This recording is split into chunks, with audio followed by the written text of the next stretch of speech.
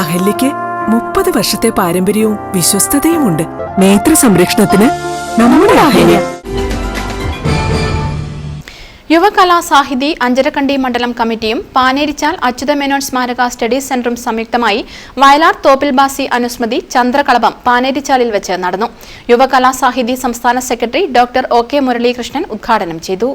40 വർഷം കൊണ്ട് 100ഓളം തിരക്കഥകളും 20ഓളം പ്രശസ്തമായ നാടകങ്ങളും എഴുതി മലയാളിയുടെ മനസ്സിൽ ഇടം പിടിച്ച തോപ്പിൽ ഭാസിയെയാണ് നാം ഇന്ന് ഇവിടെ ഓർക്കുന്ന പ്രധാനപ്പെട്ട വ്യക്തികളിൽ ഒരാൾ.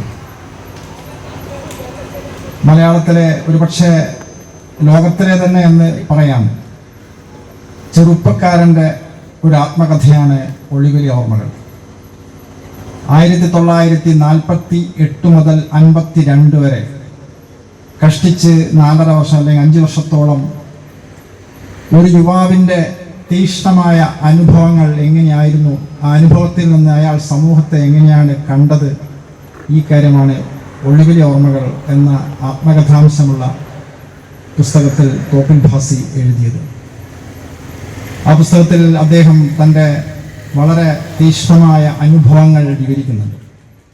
ചടങ്ങിൽ ചെയർമാൻ പ്രകാശൻ കടമ്പൂർ സ്വാഗതം പറഞ്ഞു. യുവകലാ സാഹിതി ജില്ലാ കമ്മിറ്റി ട്രഷറർ A രാധാകൃഷ്ണൻ അധ്യക്ഷത വഹിച്ചു. പരിപാടിയോടനുബന്ധിച്ച് ജൂനിയർ സീനിയർ വിഭാഗങ്ങളിലായി വയലാർ നാടക ചലച്ചിത്ര ഗാന മത്സരങ്ങൾ നടന്നു. മത്സരത്തിൽ വിജയികളായവർക്ക് ജില്ലാ library council vice president T Prakashan master സമ്മാനങ്ങൾ വിതരണം ചെയ്തു. പുരസ്കാരങ്ങൾ, ഉപഹാരങ്ങൾ വിതരണം ചെയ്തു. യുവകലാ സാഹിതി ജില്ലാ സെക്രട്ടറി ജിതേഷ് കണ്ണപുരം, MC സജീഷ് തുടങ്ങിയവർ സംബന്ധിച്ചു. News bureau, Chakkarakkal. Madhurag gold and diamonds, Madhurag building, Kannur road, Chakkarakkal.